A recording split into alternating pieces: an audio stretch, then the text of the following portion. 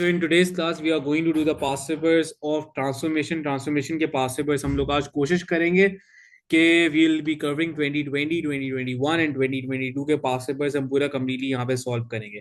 देखो सबसे पहले वाले सवाल के अंदर this is the from 2020, ये 2020 का सवाल है. पेपर 1-1 है, मई जून 2020 वाला सवाल है. इसको जरा देख लेते हैं. देखो इस वाले पार्ट के अंदर आपको बोला गया है the diagram shows the graph of y equals to fx where fx is equals to 3/2 cos 2x plus 1/2 और आपको यहाँ पे 0 से लेकर x तक का आपको बता दिया गया है और कह रहा है state the range of f. Now this is basically the basic of trigonometry. आपको जब भी रेंज पूछी जाएगी तो आपको पता होना चाहिए ये क्या है और ये क्या है. ट्रिग्नोमेट्री के हमने जो ग्राफ बनाए थे उसकी बेसिस के ऊपर हमें पता है कि this is a and this is c. So c plus a हमने यूज किया. c की वैल्यू है 0.5 विच इज ऑब्वियसली 1/2. a की वैल्यू 3/2 थी जिसे मैं डेसिमल में लिखूंगा तो 1.5.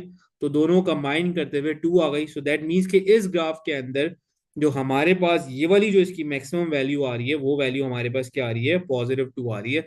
और इस सेम वे में के अंदर c माइनस a के through 0.5 minus 1.5 I will be getting a minimum value. So currently the minimum value which I am getting right now is -1. तो हमारे पास इसकी y की मिनिमम मैक्सिमम वैल्यू आ गई जिसकी बेसिस के ऊपर हम रेंज लिखेंगे. तो now range is going to be -1 all the way. ये जाएगी आपके पास +2 तक. मैंने इक्वल्स टू का साइन इसलिए यूज किया यहाँ पे क्योंकि देखो हमारे डोमेन के अंदर इक्वल्स टू का साइन यूज हुआ था because the domain were included. So that's why हमने यहाँ पे रेंज के अंदर -1 और 2 के साथ इक्वल्स टू का साइन वो किया. ये फंक्शंस की रिपीटेशन है. Moving forward towards the next part. Next वाले पार्ट के अंदर हमारे पास ये हो रहा है यहाँ पे कि बोला गया है function g is such that gx is equal to fx plus k.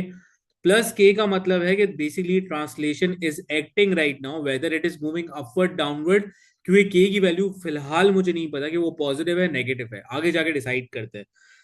क्या बोल रहे हैं यहाँ पे कि the x axis is tangent to the curve y equals to gx.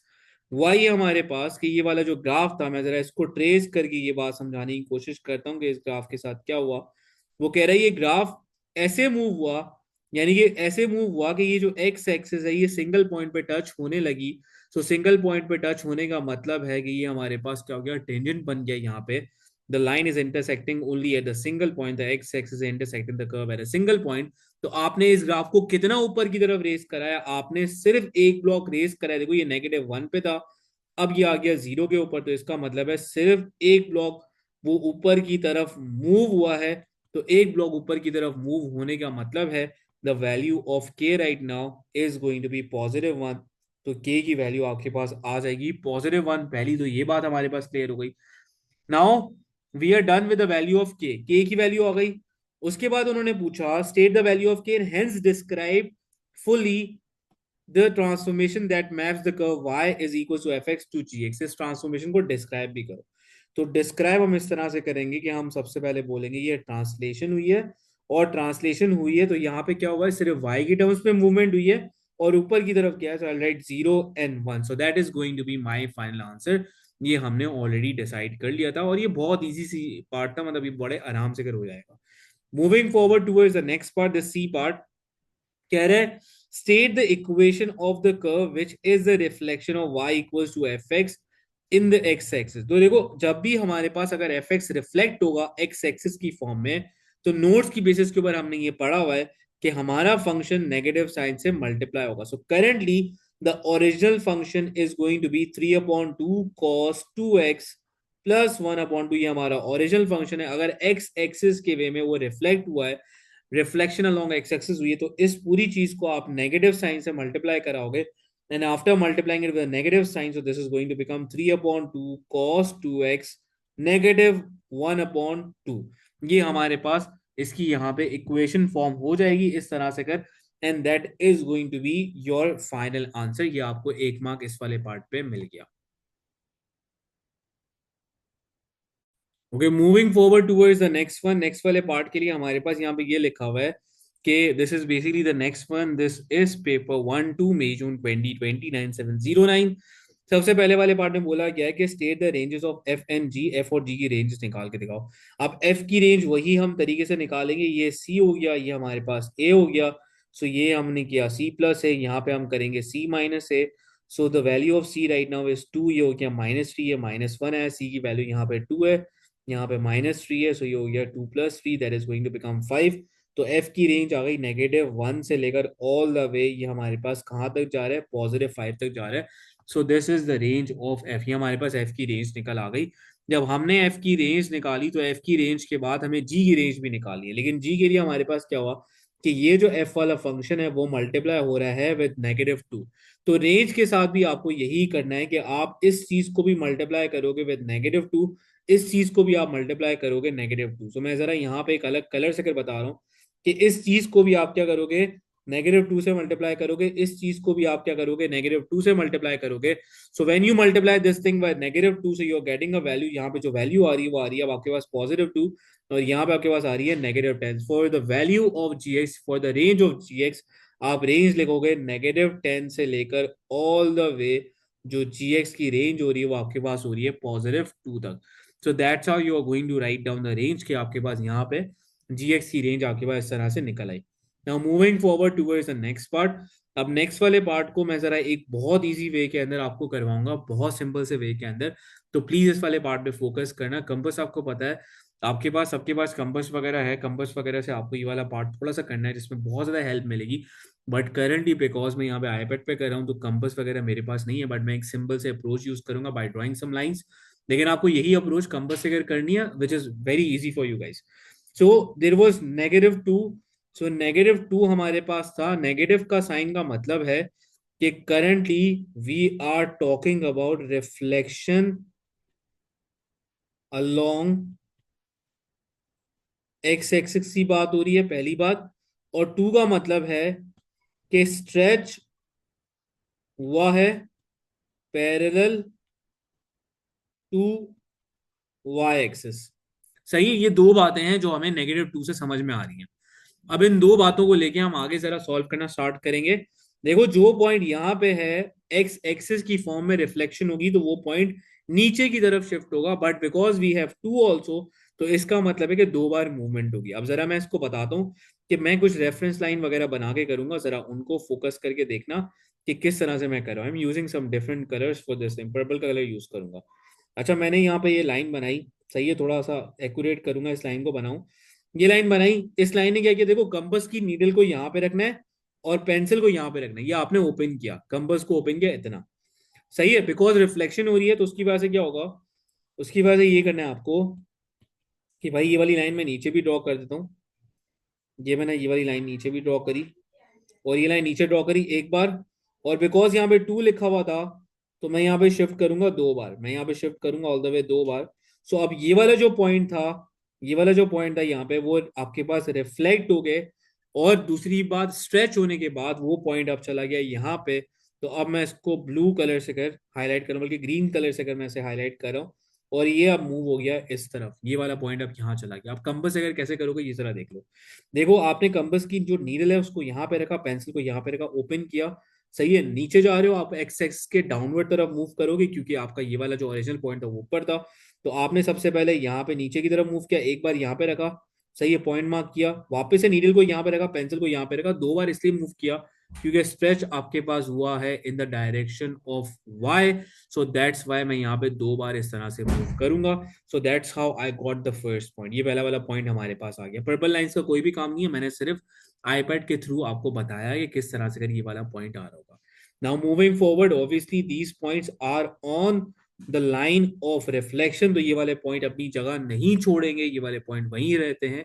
हम ओ लेवल से अगर बेसिक्स को पढ़ते हुए आए हैं तो मैं जरा यहाँ पे भी मार्किंग कर देता हूँ हल्की सी। ये वाला पॉइंट ये रहा, ये वाला पॉइंट ये रहा। नाउ टॉकिंग अबाउट दिस वाला पॉइंट, इस वाले पॉइंट की बात करते हैं। तो ये वाला जो पॉइंट है हमारे पास, इस वाले पॉइंट की अगर मैं बात करूं तो ये वाले पॉइंट का डिस्टेंस हमारे पास ये रहा।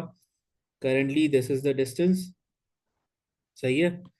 ये वाले पॉइंट का थोड़ा सा मैं सही तरीके से करता हूँ, ये डिस्टेंस ये रहा। अब ये ऊपर हमारे पास कितना ऊपर जाएगा बेटा, ये ऊपर जाएगा कितना, नीचे है तो ये 2 बार ऊपर की तरफ जाएगा। तो ये एक बार मैंने कर दिया, सही है, और एक और बार मैं कर देता हूँ इसे, एक और बार भी मैं कर देता हूँ। So this is now going to be, एक और बार मैंने जब किया तो ये नीचे वाला जो पॉइंट है ये हमारे पास ऊपर की तरफ यहाँ पे बन गया, सही है। तो ये वाला पॉइंट हमारे पास आ गया। अब इन पर्पल लाइंस की कोई जरूरत नहीं है, मैं सिर्फ उस बताने के लिए करिए। Okay, moving forward towards the next point, so I am done with this point, this point, ये ऑलरेडी इस लाइन के ऊपर है। अब बात करेंगे इस वाले पॉइंट की। तो वापस से हमने क्या किया, यहाँ से अगर कंपास से कर अगेन वही वाले कंपास रखूंगा, मेजर करूंगा। देखो कंपास की नीडल यहाँ पे रखी, पेंसिल यहाँ पे रखी, और वापस से नीचे की तरफ ले आऊंगा। एक बार पेंसिल से यहाँ पे मार्क किया, फिर वापस से अपनी नीडल को इस वाले पॉइंट के ऊपर रखा, इस वाले पॉइंट के ऊपर नीडल को रखा, और फिर वापस से कर एक और बार नीचे की तरफ मार्क करूंगी। जो मैंने सर्कल ड्रॉ किया हुआ यहाँ पे नीडल को रखा वापस से, और वापस से नीचे वाले पॉइंट को मार्क किया। तो ये वाला पॉइंट अब यहाँ पे पूरा ऑल द वे इस तरफ नीचे कहीं बन जाएगा। जरा मैं इसको शो करता हूँ। सो वन, और नीचे की तरफ मैं इसको ले आता हूँ। So this is the first thing,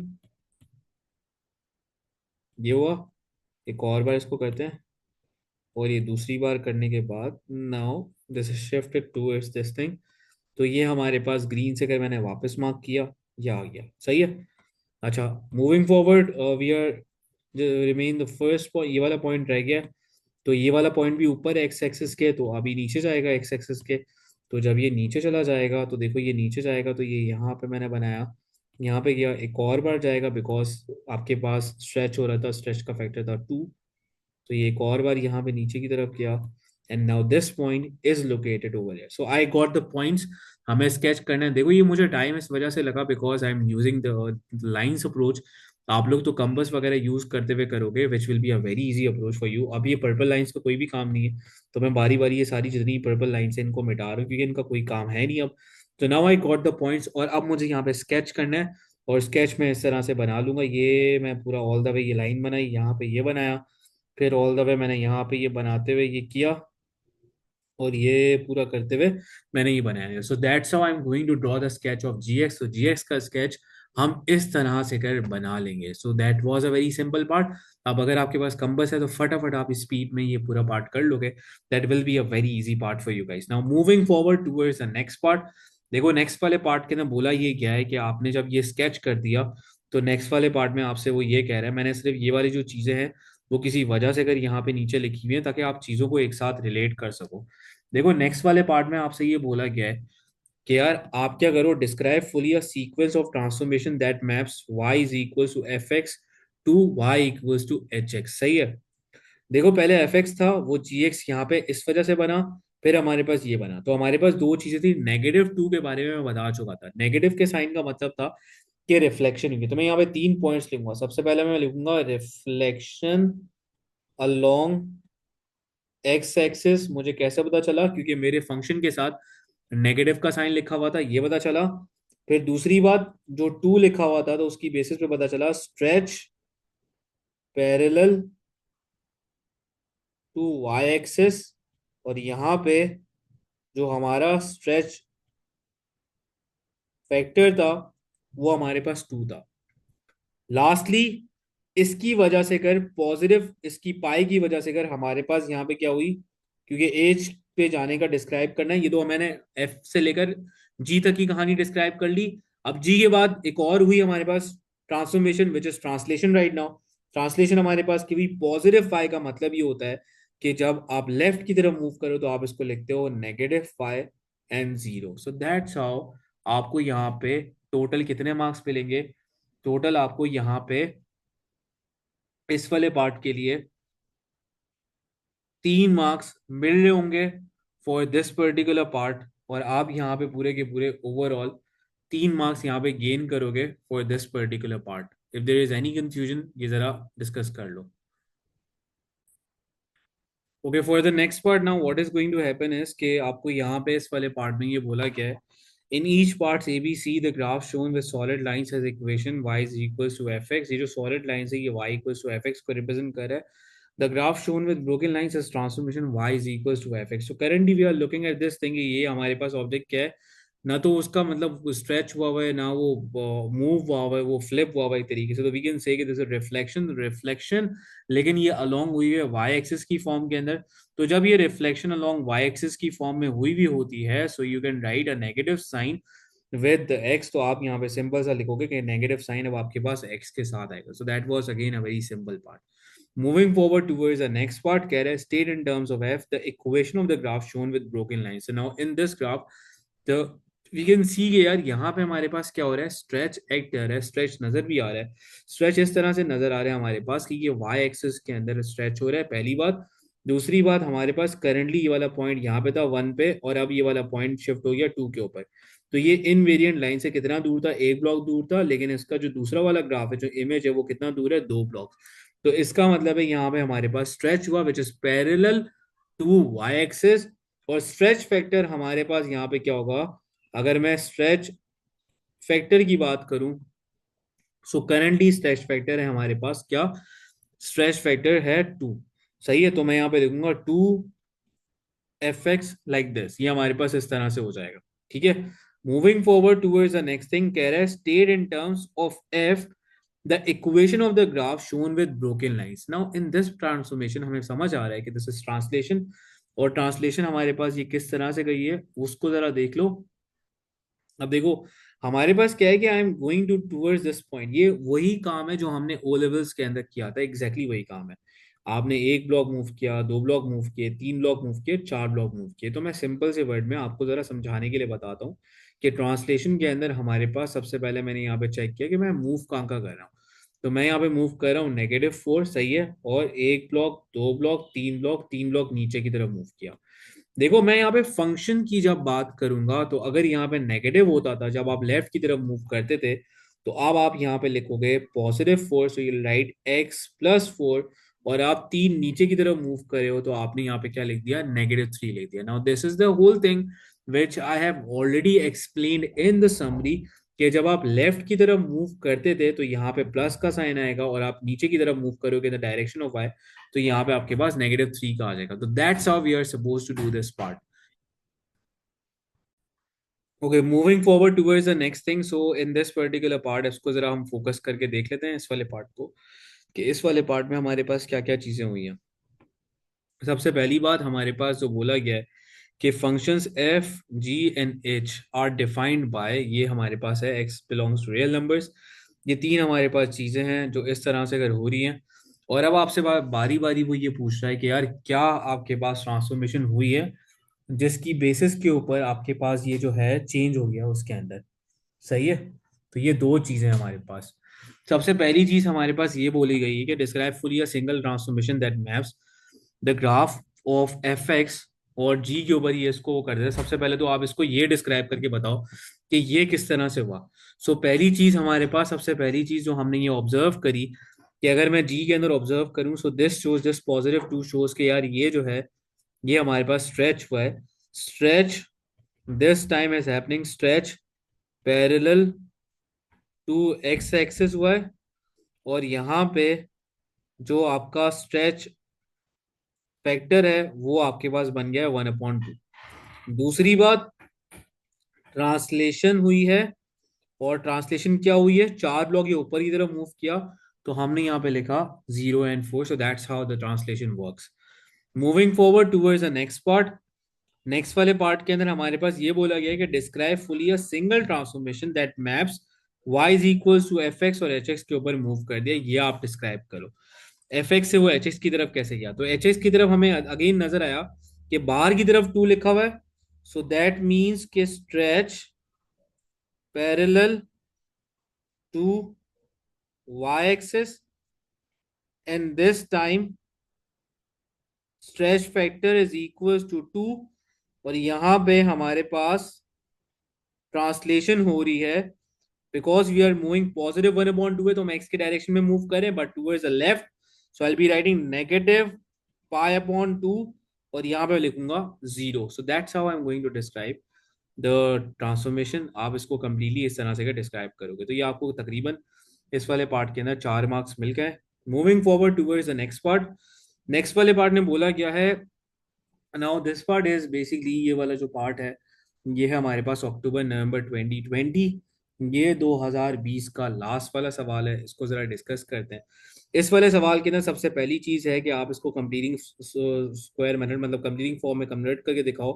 तो हमने लिखा x² + 6x, यहाँ पे लिखा 6/2 का होल स्क्वायर प्लस, और यहाँ पे लिखा -6/2 का होल स्क्वायर +5। ये हो गया x² + 6x + 3 का स्क्वायर -3 का स्क्वायर, और +5 ये हमारे पास हो गया। And then I am going to close it down, so ये हो जाएगा एक्स प्लस थ्री का whole square minus nine plus five, ये हो गया एक्स प्लस थ्री का होल स्क्वायर माइनस फोर। सही है। अब ये पहले वाले आपको 2 मार्क्स इस बात के मिल गए। अब जरा आगे बढ़ देंगे, नेक्स्ट वाले पार्ट में क्या बोल रहा है। देखो नेक्स्ट वाले पार्ट में उन्होंने ही बोला कि the curve with equation y equals to x square is transform to the curve of y। इसको मैं लिख चुका हूँ ऑलरेडी कंप्लीट स्क्वायर फॉर्म में, तो मैं यहाँ पे लिख रहा हूँ x प्लस थ्री का whole square minus four. So originally ये वाला जो था हमारे पास, ये ओरिजिनल था, और अब ये चेंज हो गई, यहाँ पे आ गया।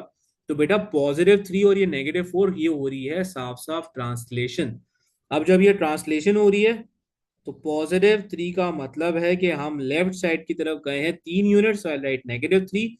और नेगेटिव फोर का मतलब है कि चार आप नीचे की तरफ गए हो, so right negative four. So that's how I will be getting 2 marks for this particular part. तो इस वाले पार्ट में हमें 2 मार्क्स आसानी से मिल जाएंगे। ये हमारा हो गया 2020 के